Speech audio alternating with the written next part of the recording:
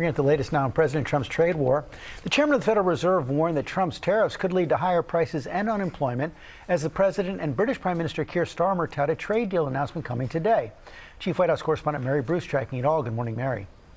Hey, George, good morning. Well, the president is teasing a, quote, very big and exciting day ahead as he gets ready to unveil his first trade deal since hitting the brakes on most of his staggering tariffs. We are now 4 weeks into his 90-day pause, but with dozens of countries still in negotiations, the Fed chair is warning of stark consequences if the president's trade war continues.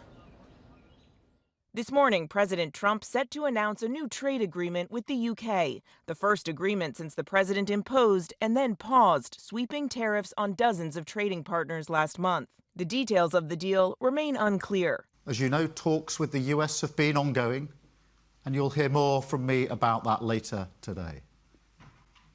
But make no mistake, I will always act in our national interest. It comes as the Federal Reserve Chairman delivered a sobering warning to Americans of what's to come if Trump's trade war drags on. If the large increases in tariffs that have been announced are sustained, they're likely to generate a rise in inflation, a slowdown in economic growth, and an increase in unemployment. There are signs of potential progress. Beijing is now showing a willingness to at least talk. Chinese and U.S. officials set to meet this weekend in Switzerland. But the president is already shutting down China's central demand to negotiate. As China says, in order to have substantive negotiations, you have to bring down your 145% tariffs. Are you open to pulling back your tariffs in order to get China to the negotiating table? No.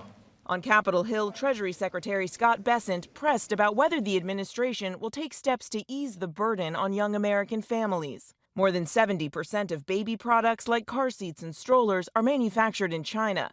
By one estimate, they could see prices rise by 30%. Yes or no? Do you support an exemption to tariffs on items that parents need to care for their babies? It is under consideration. I asked the president, but he was reluctant. The Treasury Secretary just told lawmakers that a tariff exemption for certain baby items like car seats is under consideration. Will you exempt some products that families rely on? I don't know. I'll think about it. I don't know. I really don't. I want to make it nice and simple. I'm not looking to have so many exemptions.